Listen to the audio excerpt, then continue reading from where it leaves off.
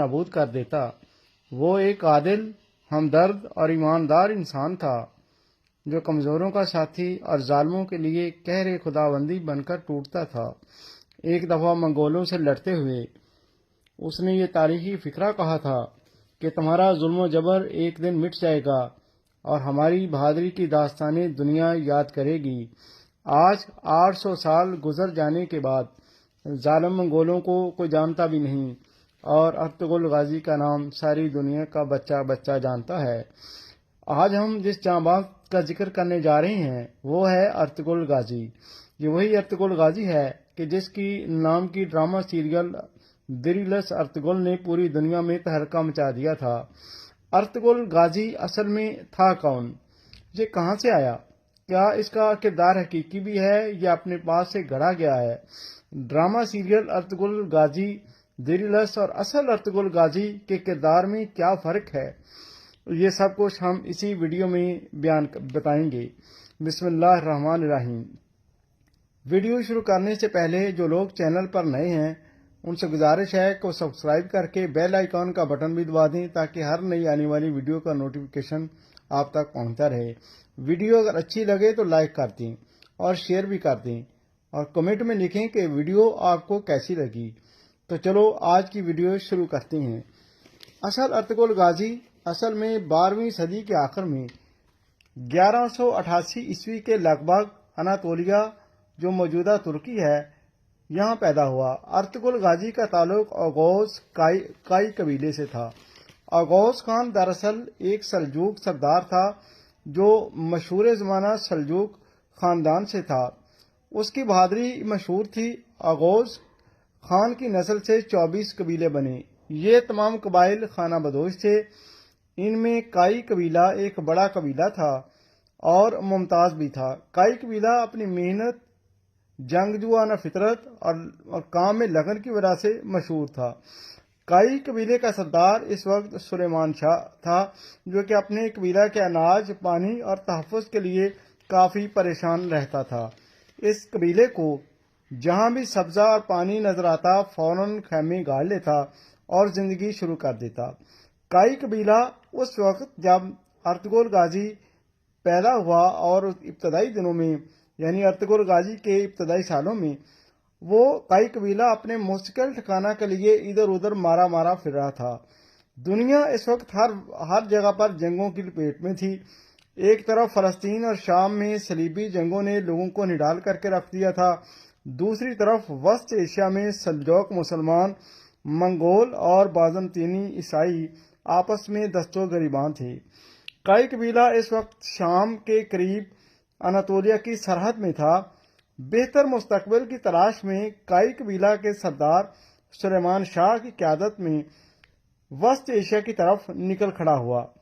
کہا جاتا ہے کہ کائی قبیلہ جب دریائے فرات کو عبور کر رہا تھا تو سردار سلیمان شاہ جو کہ کینسر کے مرض میں کافی عرصے سے مبتلا تھا دریا عبور کرتے ہوئے ہی فوت ہو گیا۔ دریا کے پار کائی قبیلہ نے اپنے ممکنہ سردار کو منتخب کیا تو یہ قبیلہ 2 حصوں میں بٹ گیا۔ ایک حصہ گنتوکتو جو کہ اس کا ارطغرل غازی کا بھائی تھا اس کی قیادت میں موجودہ فارس ایران کی طرف چلا گیا۔ اس وقت اسے فارس کہا جاتا تھا، جبکہ دوسرا حصہ ارطغرل غازی کی قیادت میں اناطولیہ جو کہ موجودہ ترکی ہے ان کے علاقوں کی طرف بڑھنے لگا۔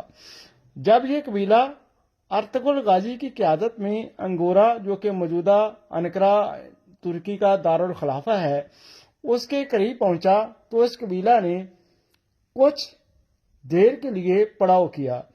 ارطغرل غازی اپنے 400 ساتھیوں کے ساتھ ایک پہاڑی کے قریب اپنے ممکنہ پڑاؤ یا ٹھکانے کی تلاش میں نکل کھڑا ہوا تو اس پہاڑ کے دوسری طرف اس نے 2 فوجوں کو لڑتے ہوئے دیکھا۔ ایک فریق جو فتح کے قریب تھا اور ایک کمزور حریف شکست کے بالکل قریب تھا۔ کمزور فریق اپنی وضع قطع سے مسلمان لگتا تھا جبکہ طاقت یعنی اپنے لباس اور وضع قطع سے، اور جبکہ دوسری طرف جو طاقتور حریف جو کہ جیت رہا تھا اپنی وضع قطع سے اور اپنے لباس وغیرہ سے منگول فوجی رکھتے تھے۔ ارطغرل غازی کو یعنی کیونکہ وہ لڑتا رہتا تھا اس لیے اندازہ تھا۔ ارطغرل غازی جو فطرتاً کمزوروں سے اور مظلوموں سے محبت کرتا تھا اور ظالموں سے اسے نفرت تھی، اور دوسری طرف جو کمزور حریف تھا وہ تھا بھی مسلمان، تو اس کا جوش ایمانی جاگ اٹھا۔ ارطغرل غازی نے اپنے 400 ساتھیوں کے ساتھ منگولوں کے پیچھے سے ان پر حملہ کر دیا۔ منگول فوج اس اچانک حملے سے بوکھلا گئی اور کمزور حریف جو کہ مسلمان لگ رہے تھے اس غیبی مدد سے بہت خوش ہوئے اور واپس پلٹنے لگا۔ اب مسلمانوں نے دو اطراف سے منگولوں کو گھیر لیا اور منگولوں کو دونوں مسلمان فوجوں نے کچل کر رکھ دیا۔ منگول شکست کھا کر بھاگ گئے اور کمزور مسلمان جو تقریباً ہار چکے تھے فتح یاب ہوئے۔ اس حیران کن فتح پر مسلمان لشکر جو کہ فتح حاصل کر چکا تھا بہت خوش تھا۔ دراصل یہ بعد میں پتہ چلا کہ دراصل یہ مسلمان لشکر سلجوق سلطنت کے اس وقت کے سلطان علاؤالدین کیقباد کا لشکر تھا۔ سلطان علاؤالدین کیقباد اس ناقابل یقین فتح سے بہت خوش ہوا اور ارطغرل سے بہت متاثر ہوا۔ ارطغرل کی اس مہربانی اور کاوش سے متاثر ہو کر سلطان علاؤالدین کیقباد نے انعام کے طور پر سوغوت کا شہر اور اس کے ارد گرد کی تمام وادیاں ارطغرل غازی کو دے دیں۔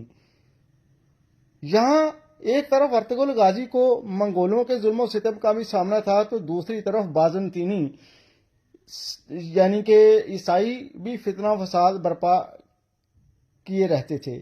یہ سوغوت اناتولیا جو تھا، اناتولیا کے ایک بارڈر پر واقع تھا۔ ایک طرف سوغوت بازنطینیوں کے بالکل قریب تھا، بازنطینی یعنی حکومت کے بالکل کے بارڈر کے اس کے بالکل قریب تھا، دوسری طرف منگول بھی اس کے بالکل قریب تھے۔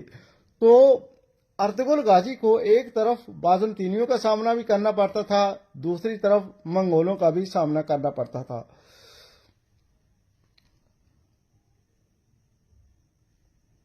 اسی دوران میں محی الدین ابن العربی کی ملاقات ارطغرل غازی سے ہوئی۔ محی الدین ابن العربی ایک بڑے عالم دین، ولی اللہ، شفیق بزرگ تھے اور اسلام اور مسلمانوں سے محبت رکھنے والے مسلمان بزرگ تھے۔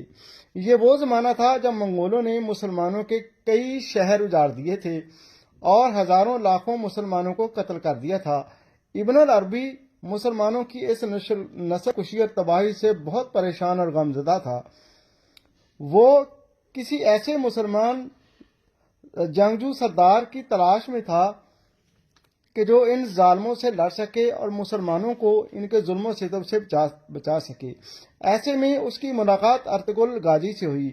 ارطغرل غازی کے اندر اس نے وہ تمام خوبیاں دیکھی کہ جو ایک سچے مسلمان اور بہادر جنگجو میں ہونی چاہیے تھی۔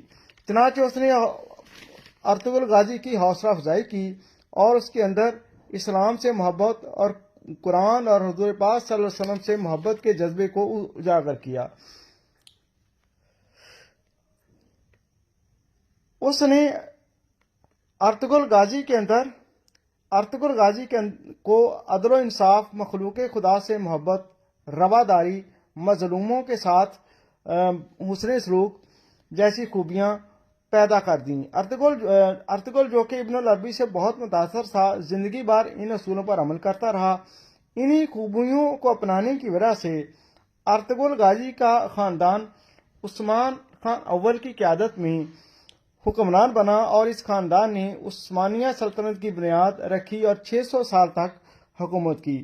تو 600 سال تک جو عثمانیہ خاندان حکمرانی کرتا رہا، اس میں سب سے بڑا کردار اس کے اصل بانی ارطغرل غازی کی ان زبردست خوبیوں کا تھا۔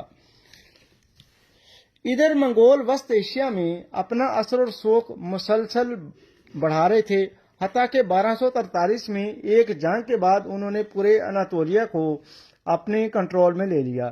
سلجوق ریاست دوم جو کہ عملاً ختم ہو گئی تھی، تو ارطغرل غازی سوغوت اور اس کے ملحقہ وادیوں میں اپنی سلطنت اور مسلمانوں کو بچانے کی کوشش کرتا رہا۔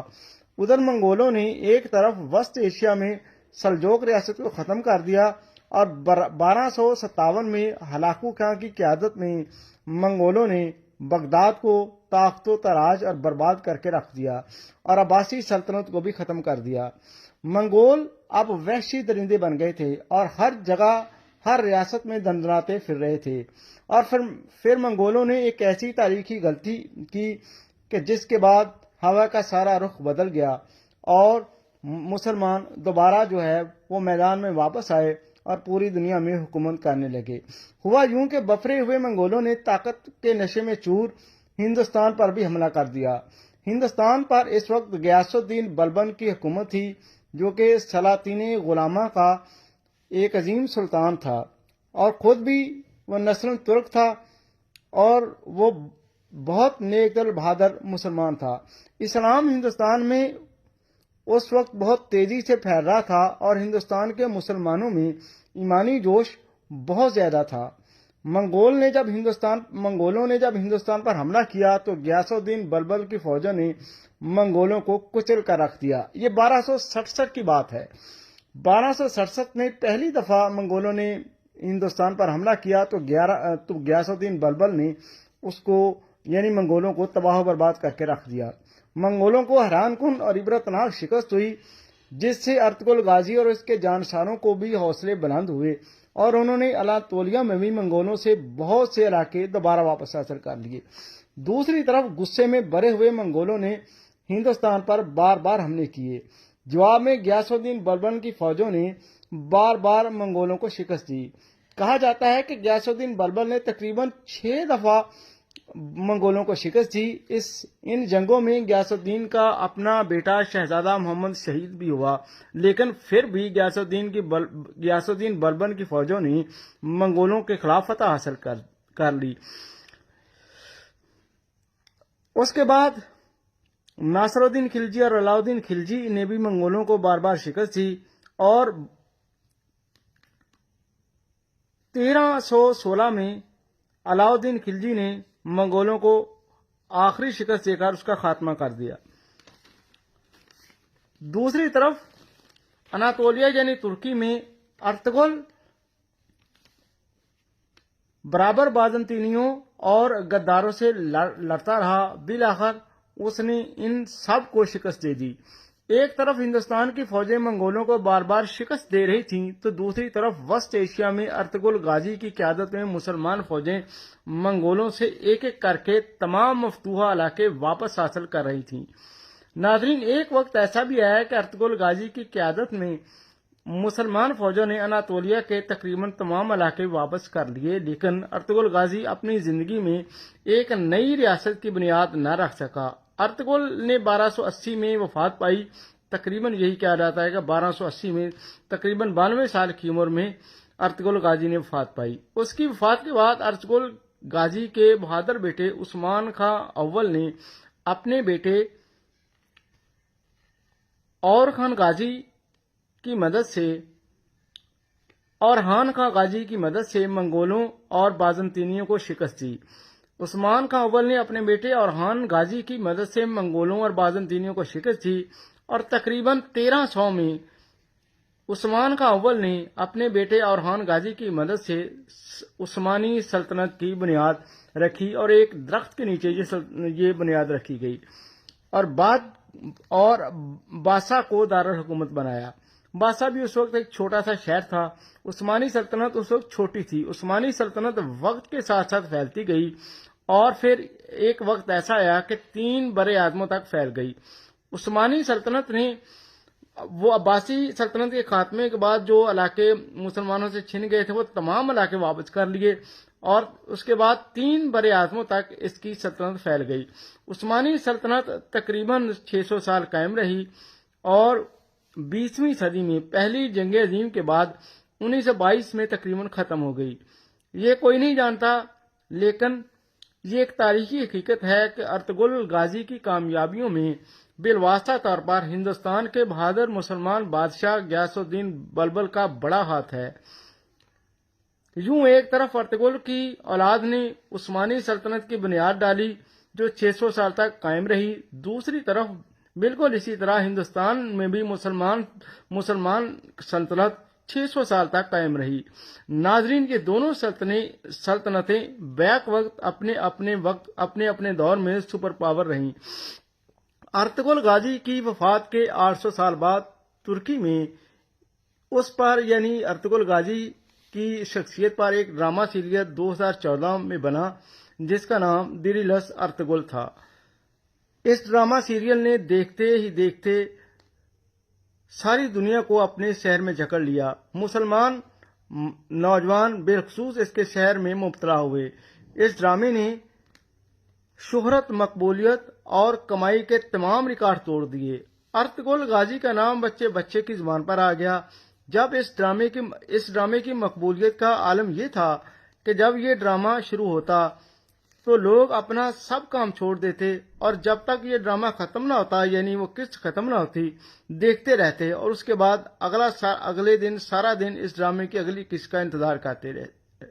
اس ڈرامے نے اس قدر کمائی کی کہ ترکی کی تباہ شدہ معیشت بحال ہو گئی، اور ارطغرل غازی کا یہ قول پورا ہوا کہ لوگ ظالم منگولوں کو بھول جائیں گے اور ارطغرل غازی کے نام کی داستانیں دنیا یاد کرے گی۔